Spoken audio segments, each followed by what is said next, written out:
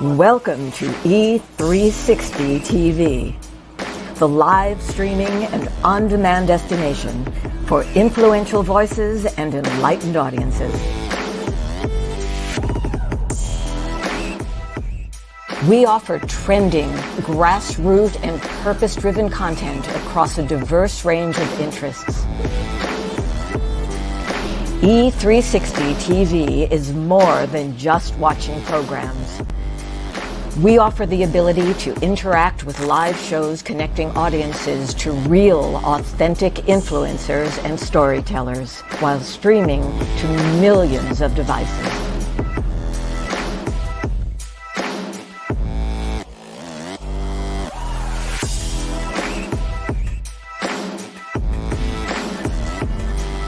Real experiences. Raw conversations. One destination for it all. E360 TV. 5 years ago, the Power of We Symposium was created to provide a platform for kids from all sectors where they could have a safe and comfortable environment in which to share both their joys and concerns. The Power of We Symposium is proud to have served over 250 kids throughout Romania when we took our mission global back in May of 2023. Now, 2 teams of amazing volunteers from both the U.S. and Romania embarked on an 8-day Legacy of Hope tour, bringing encouragement and hope to not only the kids of Romania, but also the adults who support them, and also to over 100 kids here in the U.S. who contributed handwritten letters of hope to our Romania mission of 2023. Now, this year, we are proud to provide this opportunity yet again in October, and we are super excited to up our game. New venue, 750 kids this time, and we want to see you there. We're looking forward to meeting you in person at this year's event, which promises, as always, incredible speakers, amazing content, and of course, some of the greatest kids on the planet. So, mark your calendars for October 24th, and we'll see you here in Chicagoland for the Power of We Symposium 2024. This year's theme is Always Together, Never Alone. Tickets are available now on Eventbrite or at powerofwesymposium.com.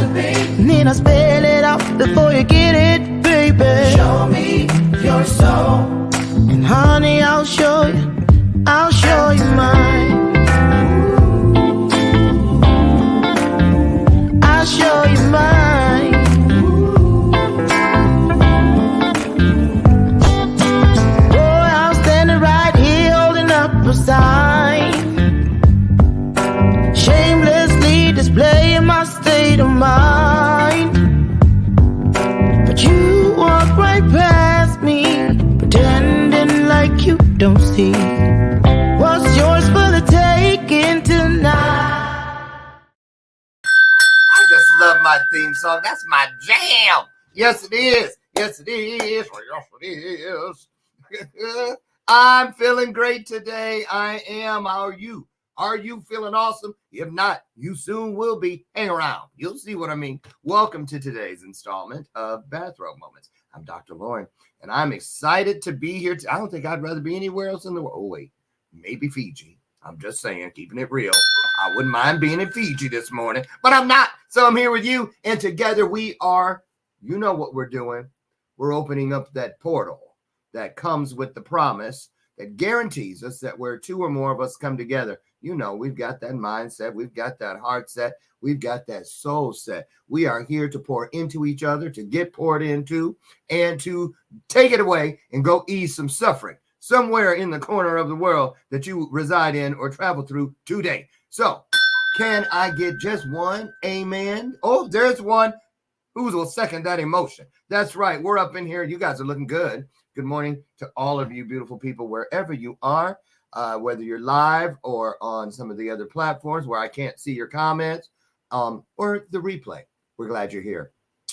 So, you know, I do a lot of traveling. And this month in particular, headed out again. You guys know last week I was 3 days in Wisconsin at the Wisconsin Dells, speaking to hundreds of social workers and therapists. And boy, what a great group they are. They ought to get paid what doctors and lawyers, but probably more than what doctors and lawyers get paid. Seriously, because they are taking care of our babies, right?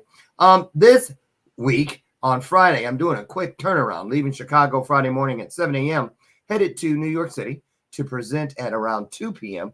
And then I'll turn around and come back at 7 that night. So I'm asking you for traveling mercies and prayers. Put that light out there, won't you, so I can find my way there and back safely.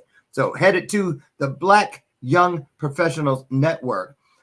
This is a great group, and they are in New York this week. They're in Chicago the 15th. I couldn't do that one because I will be in Monterey, California, the 15th through the 17th. I'll let you know about that next week in case you want to join me there. Okay, that's the bell of purpose. It's here every single day, has been for 8 years.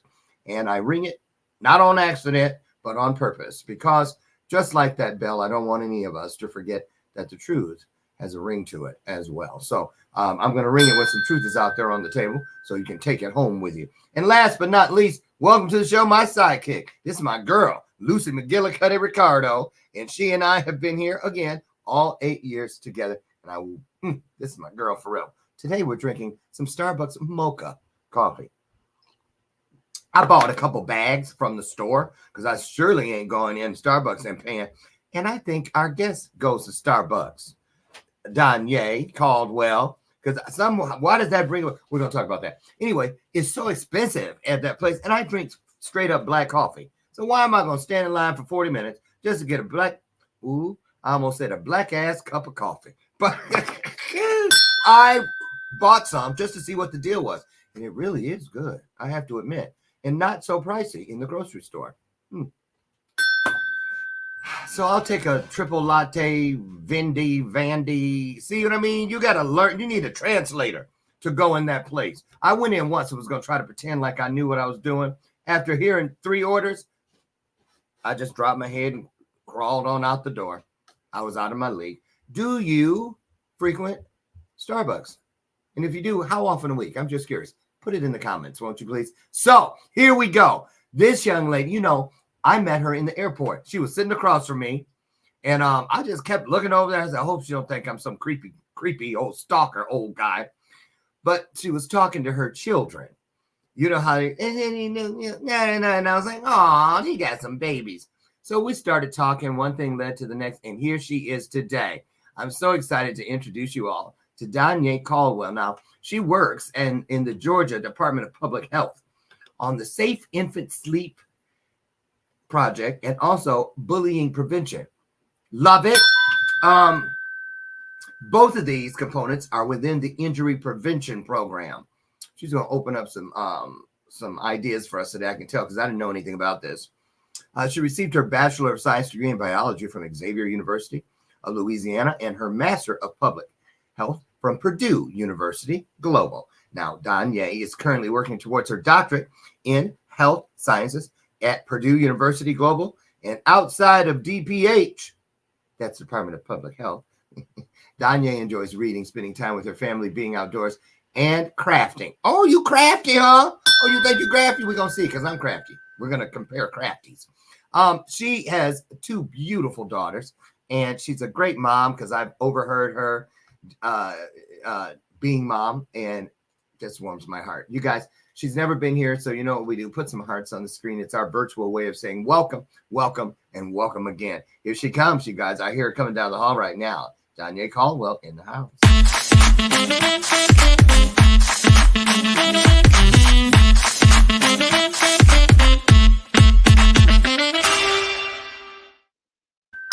Good morning. Don't you look pretty? Thank you. Those girls. You said the girls are at school. They are. Nice. Otherwise, you would hear them running around and screaming. Ooh, the other day when we were talking, I think they were taking baths or something. Yes. Boy, they were having one funky good time in there. Remember bath time? Did they have a lot of stuff in the tub with them? They have some toys. They love some good bubbles, so they played in the bubbles. Yes. Do you remember when you were small enough in the tub to swim? Yes, they tried to do that. Remember going underwater I'm swimming underwater and I don't know how I turned around or anything, but I remember being small enough to swim in the bathtub. Do you remember? Put it in the comments if you remember being that small, right?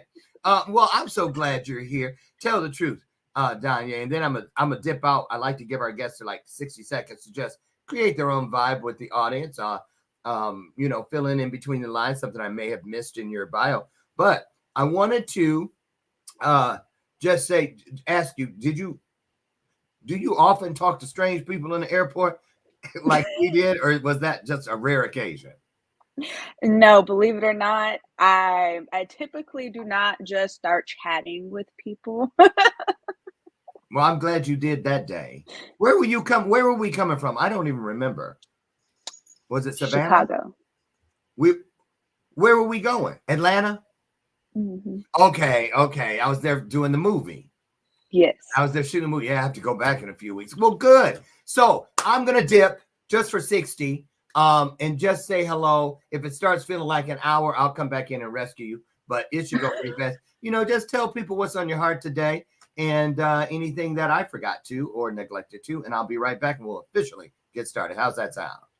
Sounds like a plan. Good. All you. Take it away, Donye. Hi, everyone. Thank you so much for joining today.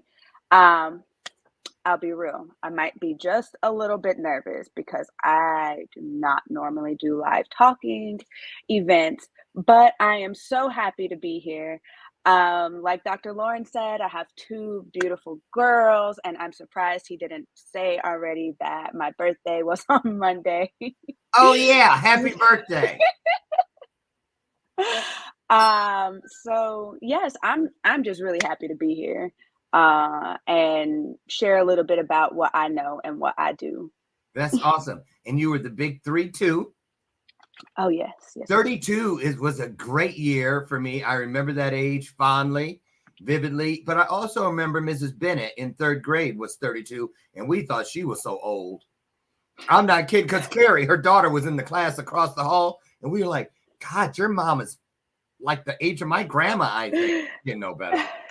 So, well, happy birthday. Now, I want to start here. Let's start with a little origin story.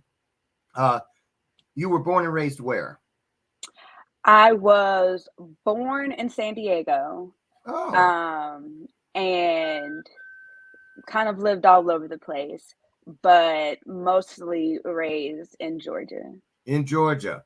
Now, you are raising these two little precious princesses, which are, how old are the girls? 3 and 2 on the 19th. 3 and 2 on the 19th? Yes. So wait, they're both in pull-ups and stuff. No, only one is in pull-ups. One is in pull-ups and the baby in diapers. No, just one is in pull-ups. Oh, the 3 is on her own. Potty training. See, you can tell I don't know nothing about. So 3 is, what age do they start potty training nowadays? Because with devices, who knows, could be at 8 months. Yeah, I mean, it just depends on a lot of people like to go with the let your kid tell you method, which is kind of what I I've been doing. So the almost 2 year old is transitioning to being able to use the potty. Now, see, you think you're slick. I know what you did. You threw in that adult diaper because I'm 61, almost 62. You said depends. Right. I did not. I got Why would I do that, Dr. Lauren? Because that's what young people do. They like, let me throw an adult diaper in there. Not me. I know. I'm just playing with you. So listen, you told me, and I think this was one of the things in the airport that got us going. I was asking you what you do, and you were telling me about all the things you have on your plate, and you have your 2 daughters, and you're working towards your doctorate. And then you said, and I am recently split from my husband. Correct. Yes, the father of the babies. And so being a single mother now, and all this, you work, you're in school. I hope you have some semblance of a social life. I try. You try. And here you are today. So I wanted to talk about what it's like, first of all, how do you do it? I mean, tons of mothers do it all the time. They wear a million hats. And a lot of us, I was raised by a single Black woman, and she was mama, daddy, uncle, Miss Porter, whoever she needed to be. You know what I mean? Right. And she knew how to whoop you and not leave any marks. Back then, you get away with it. Now, turn around, put your hands behind your back, ma'am. Right. But I want to ask you, what is the most challenging piece for a young, single, educated woman who is trying to do so many things and make her mark? What would you say your most challenging piece is today in your life? Yeah. So I would say that my most challenging piece when it comes to being a single Black mother with these 2 beautiful kids is really just juggling. And it's literally like you said, wearing 1,000 hats, trying to figure out what hat do I have to have on at this time. I have one kid who is having a meltdown because their orange fell apart, and take much. another kid who needs a diaper change. So just wrangling the emotions. But I will tell you that I would not be able to do it without my village, because it takes a village to raise children. It really does. It does. That's not just a cliche. It is true. It's true. Well, yes. And the work you do speaks to that too. Before we come back to the personal side, let's go over there to the work side for a minute. Okay. Public health. I don't think I've ever talked to someone who said they work in public health. And I was like, I wonder what that is. Real quick. So can you give us a little Reader's Digest baptism into what a typical day for someone in public health is like? Well, I don't know that I could give a full typical day for all of public health, since for every you. Aspect. But for me, it is talking to partners, to bring in more people into our safe infant sleep space, so that we can provide. So safe infant sleep is referring to the environment that an infant sleeps in. And we get guidelines from the American Academy of Pediatrics, AAP. And there is also a national safe to sleep campaign. Okay, wait. So when did they start teaching people how to make the baby sleep? Or, are we talking about because of lowering the number of things like SIDS, sudden infant death syndrome, and that sort of thing? Oh, precisely. So last thing I heard, must have been 15 years ago. Y'all remember this? When they were like, I remember because somebody in my family did it. One of the old women laid somebody's baby down on their back. Yes. And is that the right way or the wrong way? Yes, that's the right way. Oh, then they did the other. They put them on their stomach. And the mama came in and was like, oh my Lord. I'm telling you, dinner was like 2 hours late because they were like, I don't like her tone accusing me. I wasn't trying to kill her baby. I mean, it really got ugly.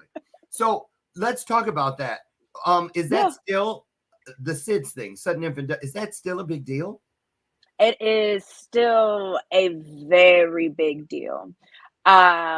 Just in Georgia alone, as of 2022, we average 3 infant deaths a week. And the thing about that is most of these infant deaths are preventable, which is why we really stress the sleeping environment. So, okay, is it more than just, take us down through there. What do we attribute these 3 to? Are they 1, 2, and 3 in order? Just open the door. No, I mean, there's not necessarily an order of things that attribute to SIDS, but there are some things that do. So let me just start by saying that the recommendation, excuse me, is we have the ABCs of safe infant sleep. We say alone, back, and in their crib. So you want the baby in a free and clear space.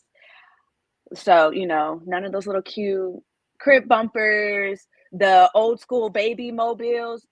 No, don't do it. What? Yes, that can. But those are hanging. But it's hanging over the baby. So what are you saying? Sometimes they slip and fall or something? Yes, it could slip and fall. And babies don't have the response mechanism to be able to pull it off of them, which is also why they say don't put covers on like in the bed with babies, because it could come over their head and then they can't pull it off. So yeah, but on their back and in a crib, because cribs are designed to have a firm surface, because infants need a firm surface. They can't do like memory foam or like any of the soft bedding type of thing. So they don't have baby sleep numbers?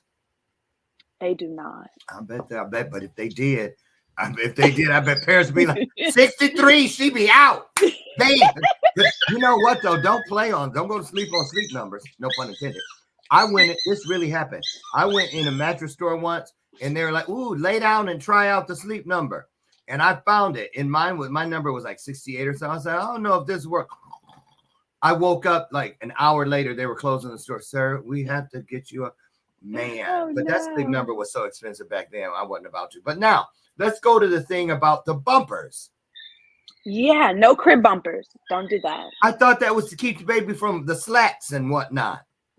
So, yes, once upon a time. Back in the dark ages. No, seriously. I mean, I did not know this stuff. So way back when they first started making cribs and such, the crib slats were larger, but now they have to be, and I'm not going to give you the exact number because I don't remember it off the top of my head. Spacing, you mean? Mm-hmm. But the spacing between the new cribs, they have to be made with a certain space.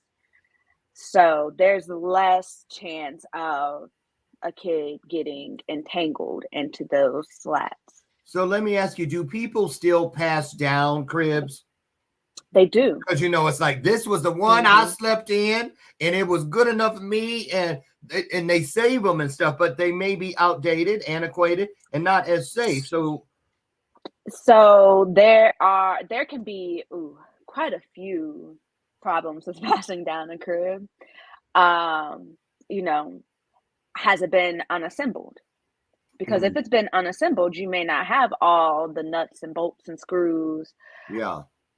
Is the user manual still there? Because if it's not, the crib may not be assembled properly. Right. So that can cause an issue later on down the line. And then, when was it made? Have there been recalls? Was it in an environment that people smoked in? Yeah, all kinds of hazards. Let me ask you this. So there's all this protocol. And do you guys teach young couples or young parents, or caretakers? Because sometimes these babies are in foster care. They're with aunties, grandmas, all kinds of things. Now that would be something I would imagine you'd have to, because grandma done raised 8 kids. You think you gonna come up in here and tell me how to raise a baby? Girl, I was raising birth babies long before your young ass was. You know what I'm saying? So how do you get past people who think they know everything so that they start understanding the needs of today's baby? Yeah, so one of the ways would be, just having a conversation like this. But secondly, yes, we actually do offer training programs.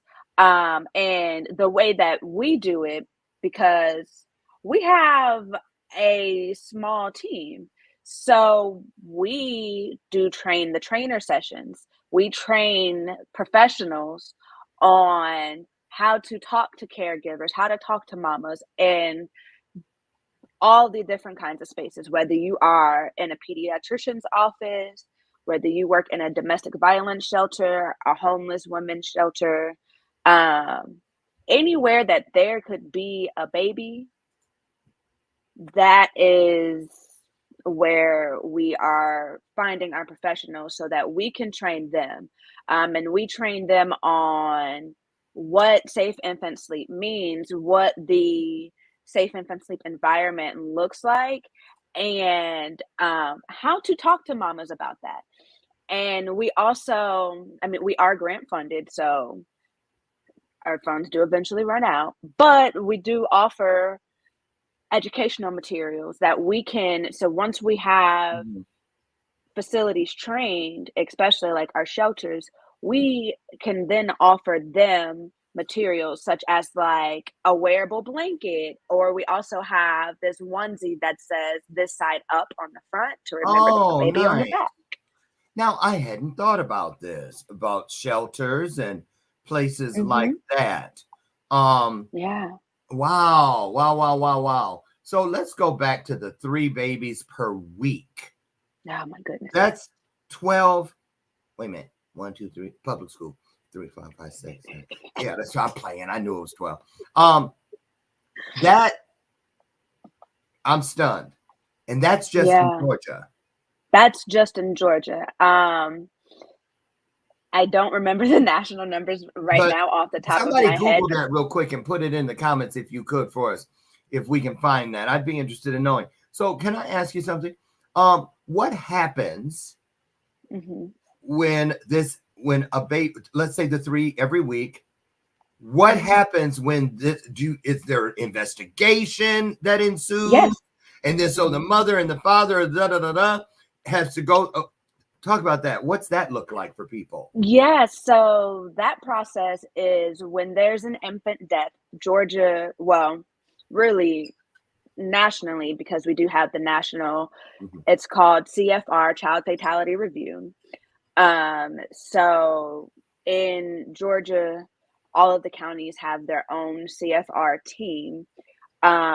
So if an infant death happens in, say, Gwinnett County, they have their own team who comes together and they review that death. So they're looking at, is this a medical death?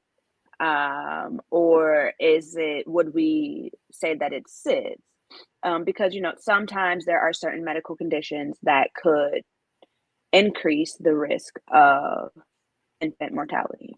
What made you go into this field?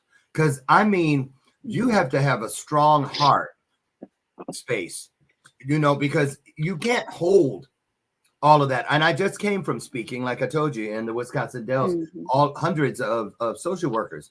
And they were telling me about how, they have to remove children from homes and it may ruin their whole weekend. They're worried about that kid, thinking about that kid. In other words, just because you punch out or go home doesn't mean the work leaves you. Now you got to go home and be mom to your own 2 little babies, but you still have a foot back in the job. Talk about what it takes. Do you believe this work you have requires a person to understand the difference between a career and a calling in order to do that? Yeah, so I'm gonna have to say that I feel like almost every work you have to understand the difference between a career and a calling. Because for for me personally, I did the math the other day, and I have been in some form of the healthcare field for 9 years. Okay. And I've just have always had like that compassion and wanting to take care of people, give of myself what I can to others, Mm-hmm. so that I can hopefully make their life a little bit better in one way or another. Right. And Need some also, suffering. yeah, and Yeah. also like remembering that I can't carry the weight of the world. No. And I mean, I don't want to carry the weight of the world, but I do want to arm people with the knowledge and the tools that will help them be able to better take care of themselves. Take care of themselves. Wonderful, wonderful. Now, thank you to let me get this up. Thank you so much, Sonda Jones Ward, for getting this info for us. She says in Thanks, Mom. 2020, that's your mom? Girl, I should know. Hey, okay, can always count on mama, right? Thank you, Sonda Jones Ward. She found this for us, that in 2020, there were about 1,389 deaths due to SIDS, about 1,062 deaths due to unknown causes, and right around 905 deaths due to accidental suffocation. Now, I'm assuming, but So, let's speak to this one. Is this yeah. where they're talking about the suffocation, people that keep the babies in the bed with them? Yeah, so it could be that could be a bed, a couch, an air mattress, um, even accidental suffocation could happen in a crib if the baby's not alone, like with those crib bumpers or a blanket. I know that. Yes, so but there's also something that What is about, I'm known sorry, what as about like stuffed toys, stuffed animals and stuff? Can you put, because you see, it's cute, but no, don't do it. really? If So pretty baby's much, not in the bed, that's fine. But once baby's in the bed, everything has to go because I've because it's a seen them risk. where they're like the whole little menagerie of stuffed Hmm. animals down at one end. Wow. Don't Okay, do it. okay, okay. Also, you know, I let me just throw this out there. Mhm. Car seats are safe for babies when they are stabilized in the car in their base. Once you take that out of the car, if baby is asleep, you should you need to remove baby and put them into their crib because then there is an incline to the car seat that changes when it's removed from the car and like Mhm. placed on a floor, which can create the I baby's I felt neck it. to slump Just down. then. Yeah, You and see, I kind of went, close off their close off their airway. So hmm. it's just like there's so many things that like you don't necessarily think of, but it can be dangerous to these little tiny And humans. just like that, and they're quiet, and you don't even know. Oh my goodness. Now, what Right. about this one? Because do you guys work with the parents or the parent or the person who has lost this child of no fault of their own, just other than ignorance, not knowing better? Mhm. What happens to some of these people? Burying a child, they say, is one of the worst things a person could ever experience. And I don't know how I would. Oh Lord I Jesus, can't imagine. I can't imagine I'm either. So in your field, public health, right? Public health, Yes. Mhm. is there aftercare for the survivors of these infant deaths? I mean, I Mhm. can't imagine how long it would take, if ever, to heal through something like this. Talk about that if you could. Yeah, so they do offer there are some organizations out there that offer grief and bereavement support specifically just for parents who have lost an infant due to SIDS. Mm-hmm. Um, and then just there are so many different types of grief support that a lot of them are offered publicly. And even some of them you can go through like your medical insurance. And a lot of us don't look at the little numbers on the back, but they have hotline numbers where you can call and say, this is the type of care that I'm looking for. Can you give me a list of providers? Mm-hmm. Um, Do you ever have contact with families who have lost a child? Is that a part of your job or no? I typically don't because I work full statewide. So what we end up having to do is give resources to our people in the community who have their feet on the ground in that specific community. So we can say, hey, you can double check with of course I'm going to draw a blank as soon as I'm trying to name an organization. That's okay. Healthy Mothers, Healthy Babies, for example. Okay. We have a Georgia coalition, and so you can contact an organization like them, and they would be able to tell you and help guide you to the right place to get that particular grief support. Let's switch over to the other side that you do a lot of work with, according to your bio, which was bullying prevention. Yes. I was very excited to hear that. Growing up through the foster care system myself, 22 homes, bullying was just a horrible continuum in there from all kinds of directions. Other foster kids, foster parents, the kids at school, even teachers, social workers, some of them back then, because, you know, they were overworked and this and the other. And, you know, plus, you know, stigma and the trash bags and all of this and all of this.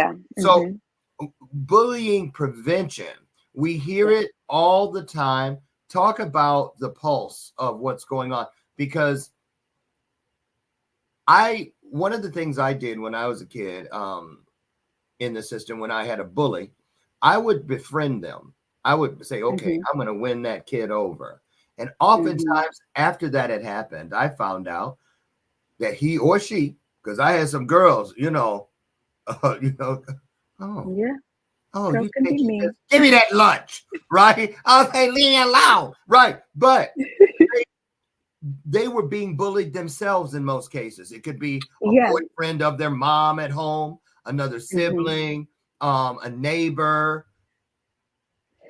So let me just start by saying, with bullying prevention and also safe infant sleep, we have to look at the social determinants of health. What is going on around them?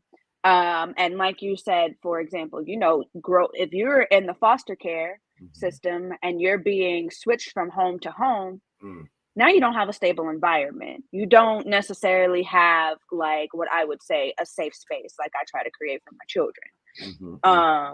And so when it comes to bullying prevention, like you said, a lot of the bullies are bullying because they have been bullied. Yes. And the one thing about bullying is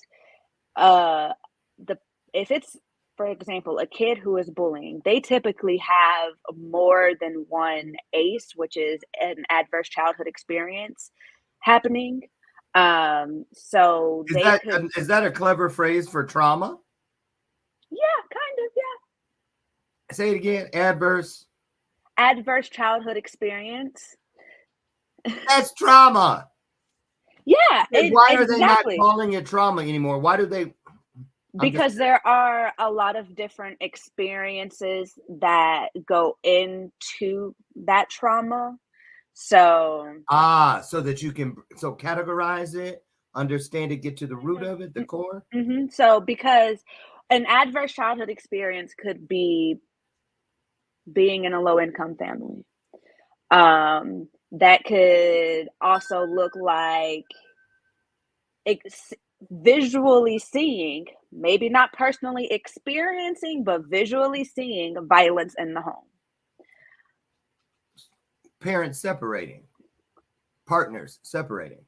I That say can, that yeah, because you've that's an, experienced it. So let's yeah, talk about how that's an you handle adverse it. childhood experience. So did you come home from work and you're looking at your two little girls? Oh, girls, I want to talk to you about an adverse childhood experience you're about to experience. And you see what I say? So, Yeah, but how oh, man, your job is hard. it is.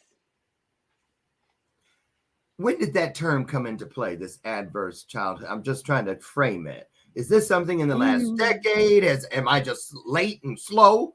Or are they? I would say that it's, I don't know the exact time frame of when it came around. So, but in Honestly. your work, you've heard it. It was there when you got there. Correct. Okay. So let's go here. So I didn't know if I wanted to ask this, but I have to. Come on. Is there, when it comes to these deaths and in situations, adverse childhood, do you see it leaning in one demographic more than another? Oh, I knew you were going to ask me that, Dr. Lauren. See, you didn't even want to answer it.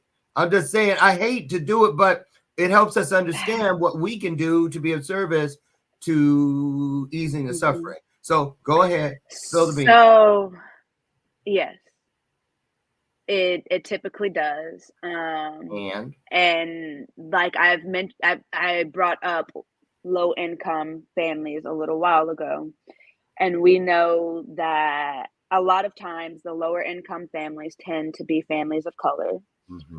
And so, yes, there are so many things that have to be addressed to make a person whole. Food insecurity, housing instability. Oh, say that again. Violence, family violence. Person whole, you said. Wow, that's powerful. We have to be whole. That's part of health. If you yourself think about trying to put a puzzle together. You can't make the puzzle full if you're missing the centerpiece. And then Maslow's, his triangle of hierarchy. At the bottom is a person's basic needs. A person's basic needs have to be taken care of first in order for them to thrive. We're going to take a short break here, just 1 minute, you guys, and we'll be right back. Don't you dare go away. Oh my goodness. I tell you what happened. I need this break because I got triggered because I was thinking about our little brown and black babies. And when I was an orderly, when I was in high school, and I had to take a baby to the morgue that was like 8 months old. And I remember I was holding it because, you don't put it on a gurney, right? Right. And I couldn't help myself. I was compelled to peel the blanket back. And she just looked like she was just sleeping. And I'll never forget it. It felt so unfair.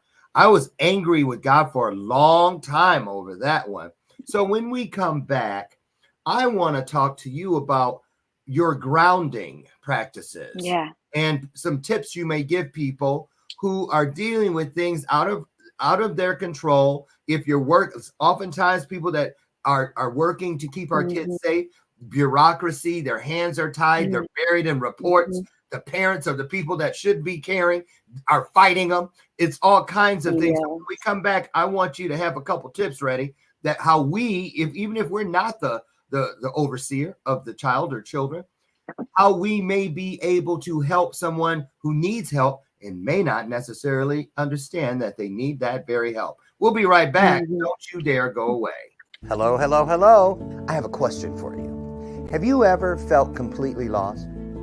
Seeking purposeful direction that could and should propel your mission within your divine journey to that next level, but still it hasn't happened. Well, my name is Lauren Michaels Harris, and I'm the founder of P3, the Journey series. People come to me because they're wounded. Many are scared, and even there are those who are bruised simply because they feel that they are increasingly, for whatever reason, losing their ability to dream. Now, this P3 program is not for a person who's just looking to start a business, no, but rather for those of you out there who have been on your journey and you've been navigating within your divine purpose, but you still desire to elevate to that level that you have not reached yet. If this is appealing, if this describes you, then I want to have a chat with you. I want to hear your story. So use the link below to get registered for your free seat at P3, the Journey series. And let's get started, one story at a time. I'll see you inside. Click the link.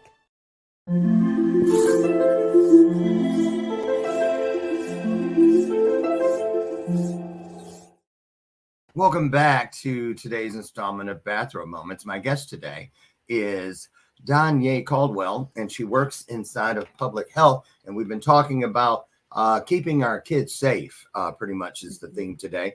So we've got about a little less than 10 minutes left. And I wanted to get some tips out there, maybe some resources. I do want to know, how are we heading this off at the pass preventatively?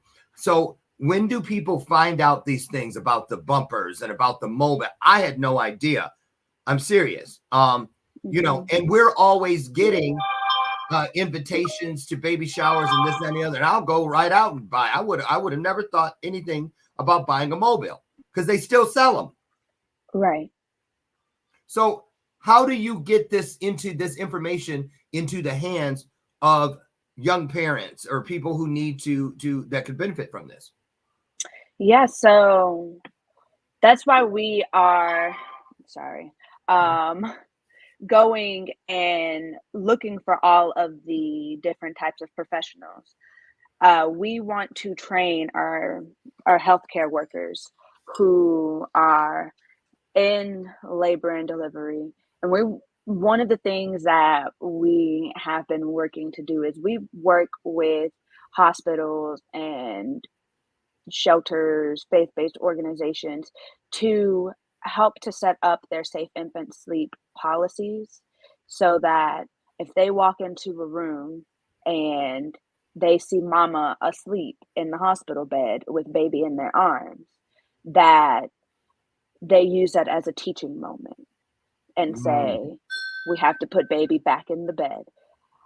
This is what's safest for baby. Baby needs to be alone on their back and in their crib.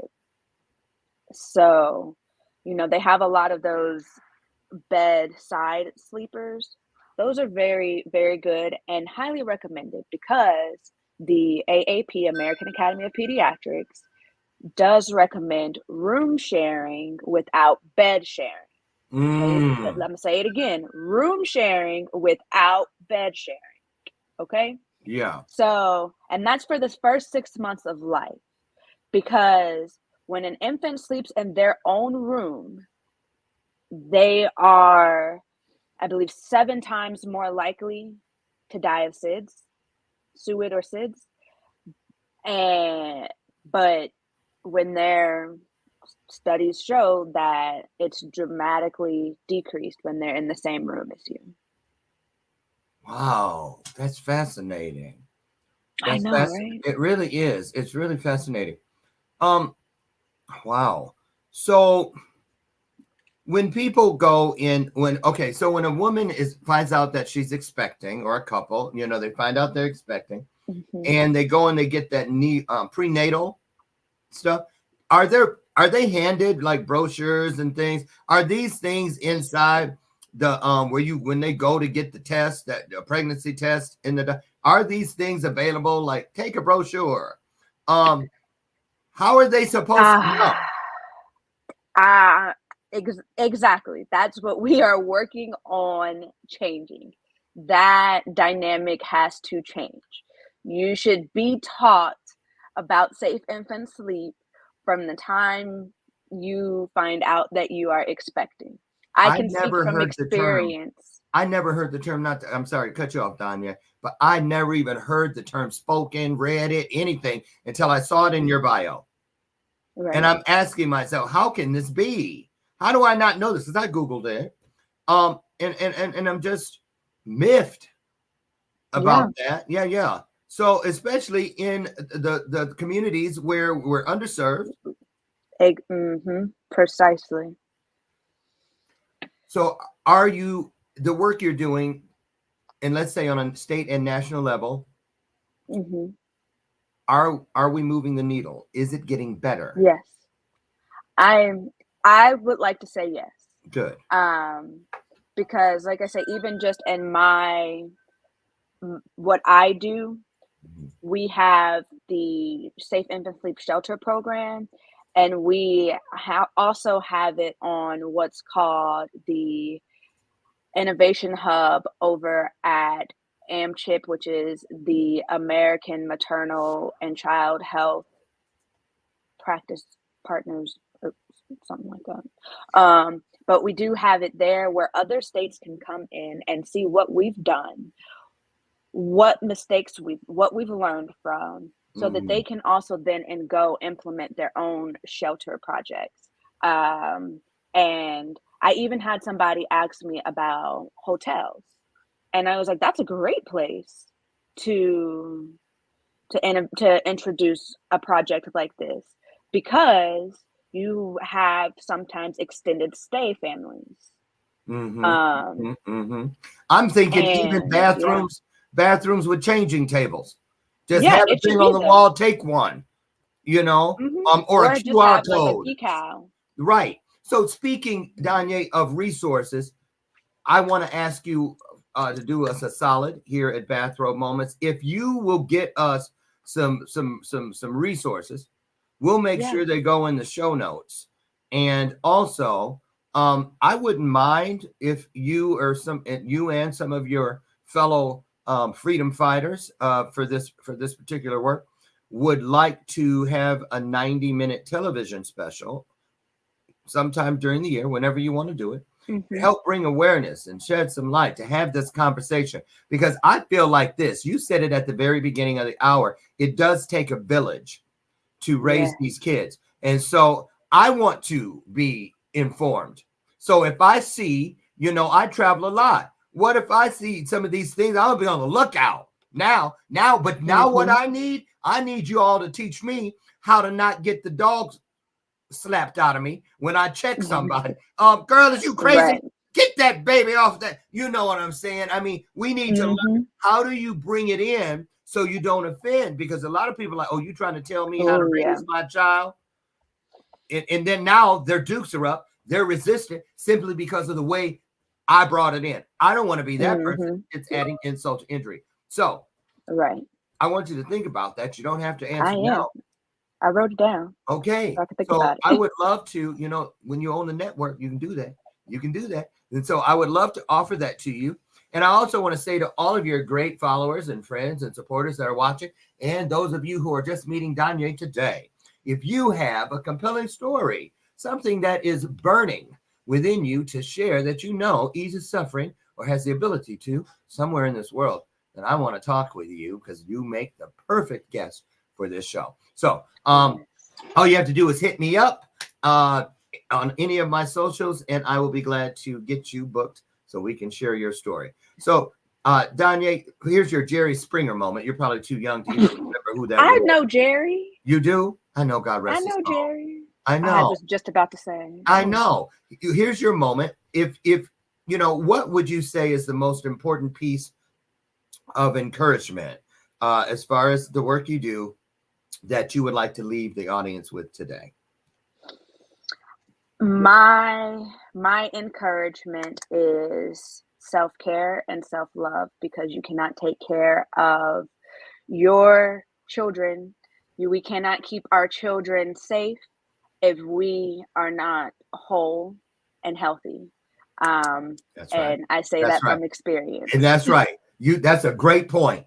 You cannot pour from an empty cup, nor can you serve from an empty plate. The most important number when building legacy or anything worthwhile is 1. Start with yourself and then go from there. Now, scrolling along the bottom of the screen, we got about 2 minutes left. Tell us about this voting. You're up for Supermom. Yes. So, I was up scrolling one night and it came across my Instagram. I said, "And what is this?" It took me to their website and they said, you can win $20,000 and a trip to, I think it's like Palm Springs, and be featured in our Oh, magazine. And I was like, this is like, you asked me about, do I talk to strangers in an airport? No. And I don't do things like this. So I was like, I can't stretching. I have to put myself out there. That's I'm right. being compelled to do things that I do not normally do. So I entered to be Supermom, and I'm currently in fourth place. This is the cut, I believe, for top 10. And the final cut should be coming up soon. So yes, Okay. You please guys, vote. And if you do donate, it goes to Children's Miracle Network. perfect. That helps as well. So it's a 2-for-1er, and it's also a Yeah. no-brainer. Head over. We're going to drop all of Donye's connectors. There's Instagram, scrolling along the bottom, and also there's the Super Mom piece. And what else do we have? I think that's it.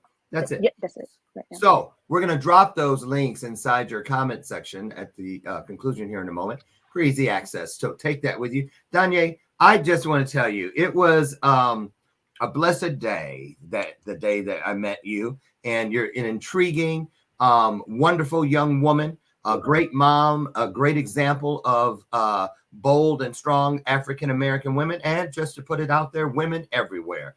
So I'm so proud of you.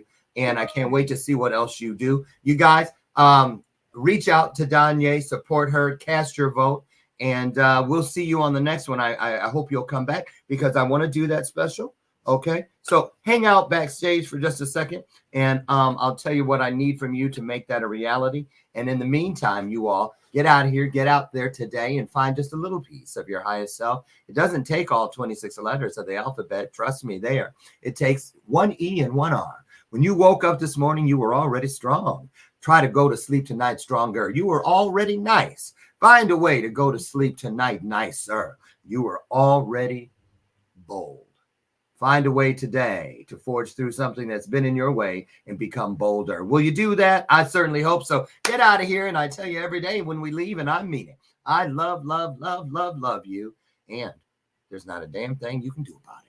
I'll see you tomorrow morning on the front porch, God willing, where we'll do it all again right here on Bathrobe Moments. I'm Dr. Lauren. Have the best day ever. Thank you, guys. Bye-bye. Bye, Donye. Great job. Great job.